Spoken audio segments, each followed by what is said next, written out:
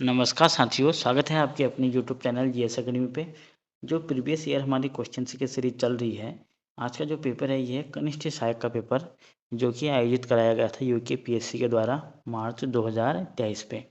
इसकी जो cut off गई थी वो काफ़ी कम गई थी और ये पेपर काफ़ी हार्ड लेवल का था और जिसमें 100 क्वेश्चन पूछे गए थे।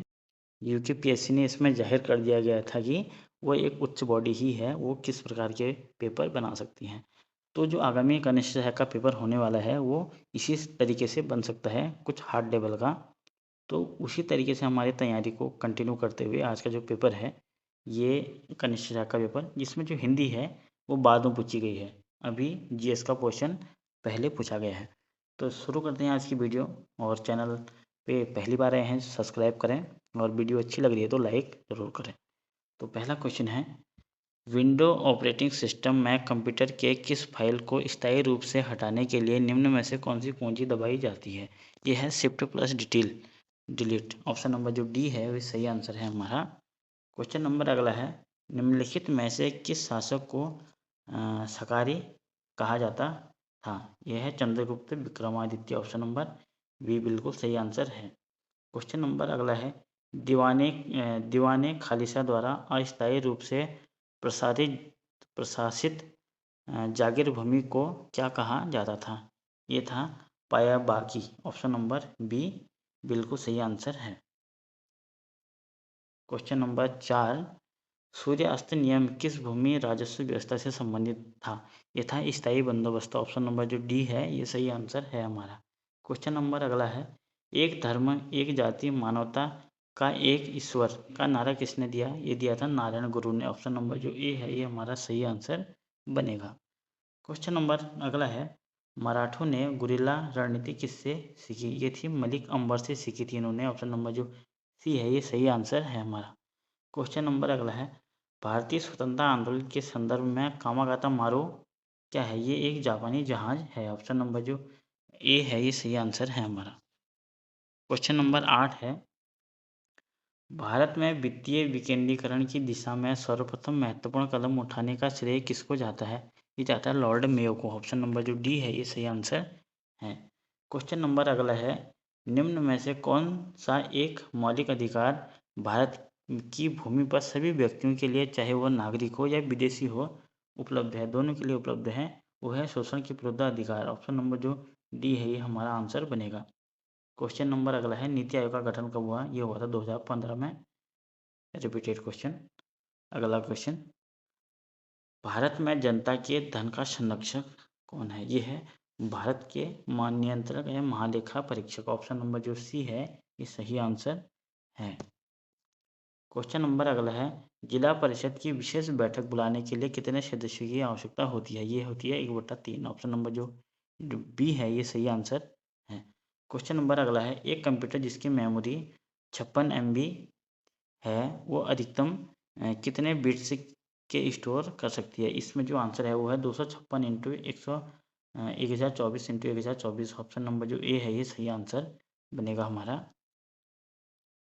क्वेश्चन नंबर 14 है, किस वर्ष भारत के उच्चतम न्यायालय ने ट्रांसजेंडर को तीसरे लिंग के रूप में मान्यता के लिए निर्णय पारित किया था? ये था 2014 वर्ष में ट्रांसजेंडर को तीसरे लिंग के रूप में मान्यता दे दी थी।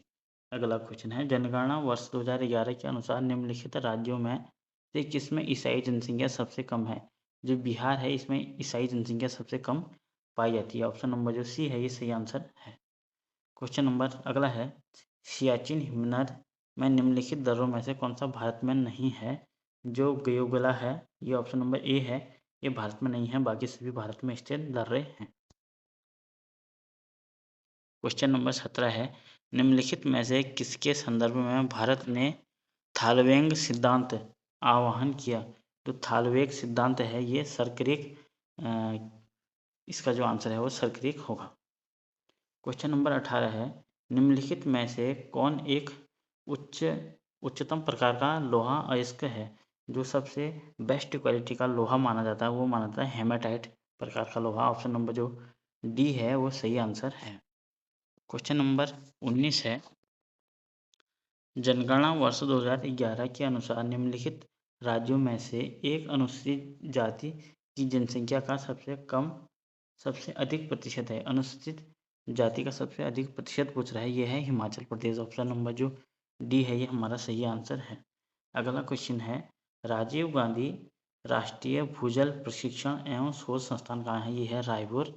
ऑप्शन नंबर जो सी है ये सही आंसर है। अगला क्वेश्चन है क्वेश्चन नंबर 21, सिल्यूरियन सेल निम्नलिखित सेल तंत्रों क्रम में से किससे संबंधित है? ये है द्रविडियन सेल से। ऑप्शन नंबर जो ए है ये सही आंसर है।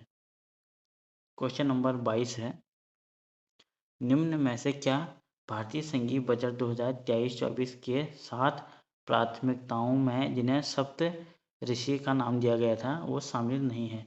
उस टाइम का करंट अफेयर का क्वेश्चन जब बजट पेश किया गया था उस टाइम पे सप्त ऋषि नारा दिया गया था, जिसमें कौन शामिल नहीं है वो बताया गया था। इसमें जो महिला सशक्तिकरण है ये शामिल नहीं था, बाकी और 3 शामिल थे। क्वेश्चन नंबर अगला है, भूकंप से प्रभावित तुर्की की मदद के लिए भारत ने कौन सा ऑपरेशन शुरू किया था? ये ऑपरेशन दोस्त शुरू किया था तुर्की में जब भूकंप आयोजित आया था। क्वेश्चन नंबर 24 है, पहला द्विपक्षीय हवाई अभ्यास वीर गार्जियन 23 निम्नलिखित में से किन दो देशों की संयुक्त है? ये है भारत और जापान के मध्य आयोजित होता है वीर गार्जियन। अगला क्वेश्चन है, गूगल द्वारा शुरू किया गया आर्टिफिशियल इंटेलिजेंस सर्विस का नाम क्या है? ये है बार्ट। ऑप्शन नंबर जो बी है ये सही आंसर है। अगला क्वेश्चन, भारत के निम्न में से किस राज्य में फरवरी 2023 में खेलो इंडिया विंटर गेम्स आयोजित किए गए थे? ये किए गए थे जम्मू कश्मीर में। ऑप्शन नंबर जो बी है ये सही आंसर है हमारा। और क्वेश्चन नंबर अगला है, संविधान का अनुच्छेद 1 में घोषित है, इसमें क्या कहा गया है? इसमें कहा गया है भारत राज्यों का संघ है। ऑप्शन नंबर जो ए है ये सही आंसर बनेगा। क्वेश्चन नंबर 28 है, निम्न में से किस राज्य ने फरवरी 2023 में हुई भारत की पहली ग्रामीण विज्ञान कांग्रेस की मेजबानी की? ये की थी उत्तराखंड ने, जो कि आयोजित हुए थे देहरादून में, ये आयोजन हुआ था विज्ञान कांग्रेस का। अगला क्वेश्चन है, चंद्र प्रशासन के अंतर्गत दस्तूर क्या था? ये था नजराना। ऑप्शन नंबर जो सी है ये सही आंसर बनेगा हमारा। और अगला क्वेश्चन है, तालेश्वर ताम्रपत्र निम्नलिखित में से किस उत्तराखंड के किस राजा से संबंधित है? यह है धोती वर्मन। ऑप्शन नंबर जो ए है ये सही आंसर है। क्वेश्चन नंबर अगला है, निम्नलिखित में से उत्तराखंड के किस राजवंश का वर्णन हिंदुस्तान करता है? ये करता है पौरव वंश का। ऑप्शन नंबर जो बी है ये सही आंसर बनेगा। क्वेश्चन नंबर अगला है, रानी कर्णावती निम्नलिखित में से किस परमार शासक की संरक्षिका थी? जो कर्णावती है ये पृथ्वीवती शाह की संरक्षिका थी।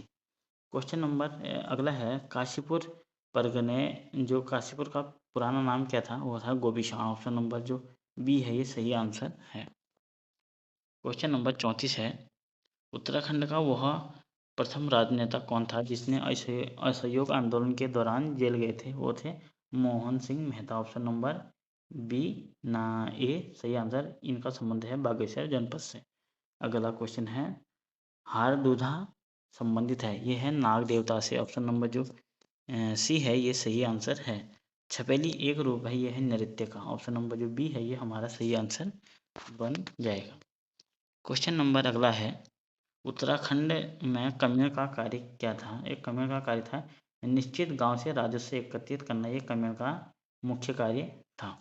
अगला क्वेश्चन है, हिल यात्रा प्रारंभ की गई थी, ये थी गोरखों की देन। ऑप्शन नंबर ए जो कि नेपाल संबंधित है। क्वेश्चन नंबर अगला है, निम्न में से कौन मछली पकड़ने से संबंधित है? जो मौन मेला है ये मछली पकड़ने से संबंधित एक मेला आयोजित होता है जो देहरादून जनपद में होता है। क्वेश्चन नंबर 40 है, भद्राज का एक लोक देवता है, यह है जौनसार बाबर के। ऑप्शन नंबर ए हमारा सही आंसर बनेगा।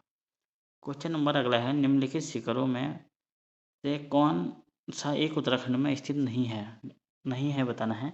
जो नंदाकोट है, चौखम्बा और दूनागिरी है ये उत्तराखंड में स्थित है, जबकि कुला कांगड़ी ये उत्तराखंड में स्थित नहीं है। जो इसका आंसर बनेगा वो सी हमारा बनेगा। अगला क्वेश्चन है, एक नौला है जिसको कुमाऊनी में नौ भी बोला जाता है और इसमें लिखा गया है स्वाभाविक रूप से होने वाला जल प्रत्यय। जो ज़मीन के अंदर जो हमारे प्राकृतिक स्रोत होते हैं उससे। इसमें बोला गया है जिसे हाल ही में भारत सरकार द्वारा राष्ट्रीय महत्व का स्मारक घोषित किया गया है, ये उत्तराखंड के किस जनपद कहाँ है और कौन सा है? ये है शिवनाल कोट का नौला, जो कि अल्मोड़ा जनपद में है।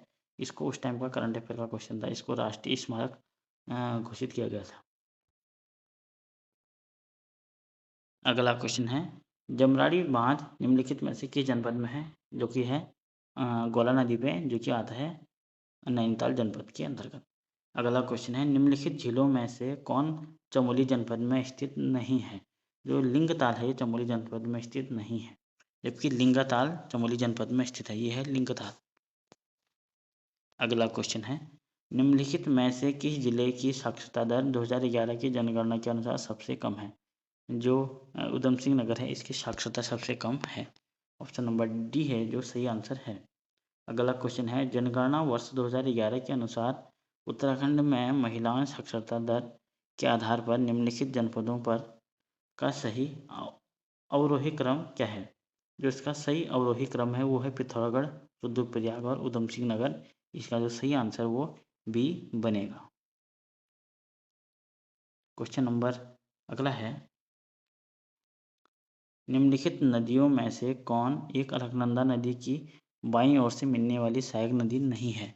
जो मंदाकिनी है ये अलकनंदा को दाईं ओर से मिलने वाली नदी है, बाकी सभी बाईं ओर से मिलने वाली नदियां हैं। मंदाकिनी, धौलीगंगा और पिंडर जो कि बाईं ओर से मिलती है, जबकि मंदाकिनी जो है दाईं ओर से मिलने वाली नदी है। अगला क्वेश्चन है निम्नलिखित जनजातियों में से कौन यमुना एवं टोस नदी के मध्य निवास करती है? जो जौनसर बाबर वाले हैं इसका जो आंसर है वो ए बिल्कुल सही आंसर बनेगा। और फिर करंट अफेयर का क्वेश्चन है आर्थिक सर्वेक्षण से 2021-22 के अनुसार 19-20 में उत्तराखंड में बेरोजगारी दर 15 वर्षों और उससे अधिक थी, ये थी 7.1%। ऑप्शन नंबर जो सी है ये सही आंसर है। और 50 क्वेश्चन वीडियो का अंतिम क्वेश्चन उत्तराखंड राज्य की सूक्ष्म लघु एवं मध्यम उद्योग नीति 2015 में महिला उद्यमियों को दी जाने वाली पूंजी अनुदान सब्सिडी की अधिकतम सीमा है, ये है 25 लाख। तो ये 50 क्वेश्चन इस वीडियो में कवर हो चुके हैं। तो 51 क्वेश्चन से 100 क्वेश्चन दूसरे भाग में आएगी। ये वीडियो कैसी लग रही है ज़रूर बताएं, और आपको किस का पेपर चाहिए मुझे कमेंट में बताइए। मैं वो अगर मेरे पास होगा अवेलेबल तो मैं वो पेपर कराने की आपको पूरी कोशिश करूँगा। तो thank you for watching, see you next time. अगर चैनल पर पहली बार आए हैं तो चैनल को ज़रूर सब्सक्राइब करें और मेरा प्रोत्साहन बनाएं, और चैनल को सब्सक्राइब भी करें और वीडियो को लाइक करें। धन्यवाद, थैंक यू।